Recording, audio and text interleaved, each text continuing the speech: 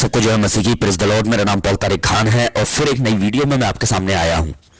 हमेशा की तरफ वीडियो में वचन में जाने से पहले मैं कुछ बातों को शेयर करना चाहूंगा। हमेशा ध्यान रखें कि चिंता आपको खाली परमेश्वर की उपस्थिति में नहीं ले जाती है। चिंता हमेशा आपको परमेश्वर की उपस्थिति से दूर करती है। मालूम है आपको? थंबनेल टाइटल देख के समझ गए होंगे किस टॉपिक किस विषय के बारे में बात कर रहा हूं। और आज परमेश्वर ने, आज खुदावन यीशु मसीह ने मुझे बोझ दिया कि मैं इस बारे पे आपसे गुफ्तगू करूं। आज बहुत से लोग हम देखते हैं कि वो स्ट्रेस से घिरे हुए हैं।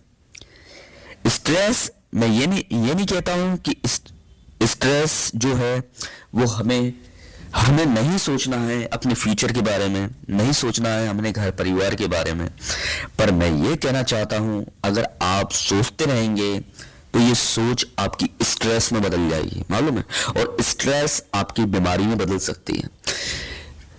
समझ रहे हैं आप? एक स्ट्रेस शैतान इसलिए लेके आता है आपके जीवन में ताकि आपको 100 तरीके की बीमारी को फेस करना पड़े। बीपी हाई हो जाए, ये हो जाए, शुगर बढ़ जाए और किस किस तरीके की बीमारियां पैदा हो जाए। यीशु मसीह ने कही अपने वचन में कि तुम चिंता करके, अब फिक्र करके तुम अपनी उम्र नहीं बढ़ा सकते। ऐसा कोई नहीं जो फिक्र करके अपनी उम्र को बढ़ा ले, आज कम जरूर कर लेगा। यीशु मसीह का कहने का मतलब यही था। इसलिए कल की फिक्र ना करना तुम क्या खाओगे, क्या पियोगे, क्या पहनोगे, क्योंकि तुम्हारा जो स्वर्गीय पिता है वो जानता है कि तुम्हें किन चीजों की जरूरत है। पर मैं आपको बताना चाहता हूं, जब वो जानता है कि हमें किन चीजों की जरूरत है तो आप फिक्र क्यों कर रहे हैं इन दिनों में? शैतान हमेशा आपको इस बात का एहसास दिलाता है, कुछ चीजें दिखाकर वो आपको कन्फेस कराना चाहता है कि आप कुछ नहीं हो, आपकी कोई वैल्यू नहीं है। मालूम है कल आपका क्या होगा, नौकरी कैसे होगा, रेंट कैसे जाएगा, ये कैसे होगा, वो कैसे होगा। बहुत तरीके के दिमाग में इतने ख्याल आते हैं, स्कूल की फीस कैसे जाएगी, कि वो इन चीजों को आपको फेस करा के इस बात का कन्फेस कराना चाहता है कि आप इस बात पर यकीन कर लो कि खुदा आपकी कोई फिक्र नहीं करता और आप इन चीजों में घिर चुके हो। मालूम है आपको? देखो, मैं आपको एक रेफरेंसेस देना चाहता हूं बाइबल के अंदर, बहुत अच्छा रेफरेंसेस है। सुनना चाहोगे? यस, बिल्कुल।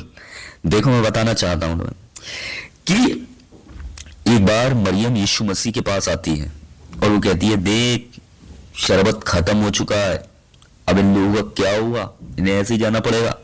यीशु से क्या कहता है मालूम है आपको? जिन्हें मालूम है उनके लिए एक अच्छी बात है, जिन्हें नहीं मालूम आज सुन लो।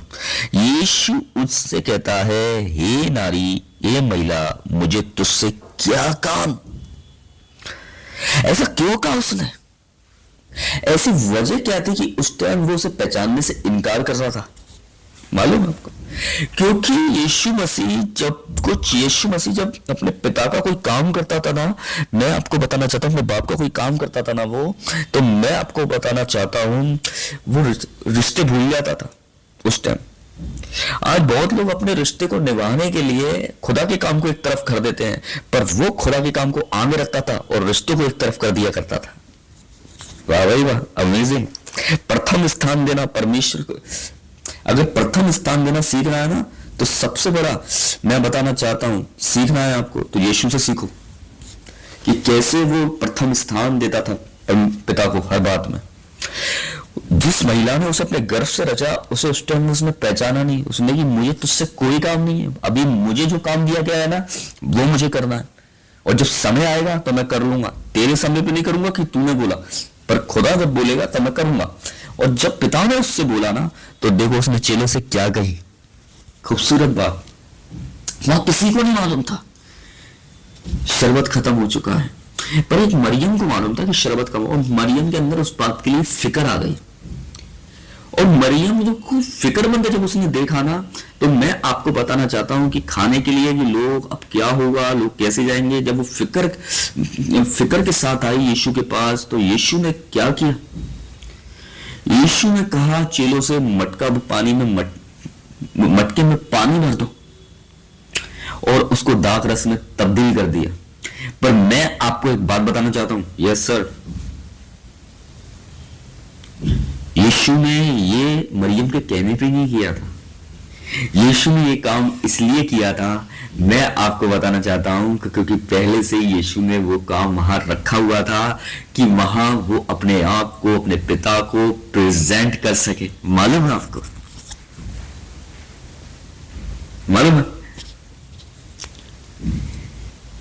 और जब काम लोगों ने देखा ना, तो कोई भोज के प्रधान को भी नहीं मालूम था, पर मैं आपको बताना चाहता हूं वहां किसी को नहीं मालूम था मरियम के अलावा, और मरियम उस चीज के लिए फिक्रमंद थी, और वो सीधे यीशु के पास आती है, कहीं नहीं जाती है। जब आप फिक्रमंद होते हैं चिंताओं और संसार की चिंताओं में और उसकी फिक्रों में आप घिर जाते हैं, तो आप किसके पास जाते हैं? इंसानों के पास? किसके पास जाते हैं? बताइए, सही बताइए, किसके पास जाते हैं? इंसानों के पास या खुदा के पास? देखो, शुरमैन स्त्री जब उसका बच्चा मर जाता है तो वो गेजी के पास आकर नहीं रुकती, वो सीधे एलिशा के पास आकर रुकती है, क्योंकि गेजी ने उससे प्रॉमिस लैंड नहीं किया था, एलिशा ने उससे प्रॉमिस लैंड किया था कि परमेश्वर तेरे लिए कुछ करेगा। और वो जानती थी कि मेरी प्रॉब्लम का सैल्यूशन गेजी नहीं है, मेरी प्रॉब्लम का सैल्यूशन एलिशा है। पर वैसे ही मैं आपको बताना चाहता हूं, आपका प्रॉब्लम का सैल्यूशन, आप जिस भी प्रॉब्लम में घिरे हो ना, फिक्रों में घिरे हुए हो, आपका सैल्यूशन इंसान नहीं है कि आप इंसान पर भरोसा लगा के बैठे हो। आपका प्रॉब्लम का सैल्यूशन आपका खुदा है, और आप उसी पे अगर उम्मीद लगा के बैठे हो ना, दैट इज गुड न्यूज। आपकी फिक्र विश्वास में बदल जाएगी। मैं आपको बताना चाहता हूं, जब वो मौसमों को बदल सकता है तो आपकी फिक्र को आपके ईमान में भी बदल सकता है। जब वो गली के काना में पानी को शरबत में बदल सकता है, तो वो आपकी फिक्र को विश्वास में बदल सकता है। समझ रहे मेरी बात आप? अगर ये सरमन आपके लिए है तो बी केयरफुली, बहुत अच्छी तरीके से सुन के जाओ। फिर मत कहना कि ये बात हम कैसे मैं मिस कर गया। लिखा है वचन में कि वो वरन 1 या 2 बार बोलता है, पर लोग ध्यान नहीं देते। पर जो ध्यान देते हैं वो उसकी बातों को लेना और रिसीव करना जानते हैं। इसलिए वरन 1 या 2 बार बोलता है, और आपने 1 या 2 बार को सुन लिया ना उसके, देखो शुमेल ने सुना ना, अगर आपने सुन लिया ना तो वो आपसे फिर बात ही करता रहेगा। मैं आपको बताना चाहता हूं, फिर तो वो आपसे बात करता रहेगा। इसलिए इस 1 या 2 बार को पकड़ो, जब वो बोल रहा है ना, इग्नोर मत करो। आज बहुत से लोग इग्नोर करने के कारण फिक्रों में घिरे हुए हैं, पाप में फंसे हुए हैं, क्योंकि वो खुदा की बात को इग्नोर कर देते हैं। लिखा है जो पवित्र आत्मा की निंदा करता है उसका पाप कभी क्षमा नहीं किया जाएगा। कैसे निंदा करते हो? जब पवित्र आत्मा आया तो खाना नहीं लगाया क्या? जब पवित्र आत्मा आया हाथ नहीं पहनाया? नो, इस ऐसे नहीं होती निंदा। उसकी निंदा तब होती है जब आप उसको रिस्पेक्ट नहीं करते हो, आप उसकी सुनते नहीं हो, आप उसे इग्नोर करते हो ना। ये सबसे बड़ी अनरिस्पेक्ट, सबसे बड़ी अनरिस्पेक्ट है। रिस्पेक्ट करना सीखना है ना, तो उसे सुनना शुरू कर दो, पवित्र आत्मा को। तो आपकी फिक्र नहीं रहेगी, आपकी फिक्र विश्वास में बदल जाएगी। मैं आपको बताना चाहता हूं। तो इसलिए जिन लोगों ने खुदा की सुनी,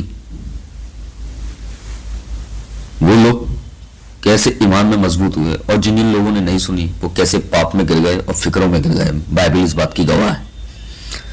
तो सबको जय मसीह की, प्रेज़ द लॉर्ड। फिर एक नई वीडियो के साथ जल्दी मुलाकात होगी। तब तक के लिए जय मसीह की।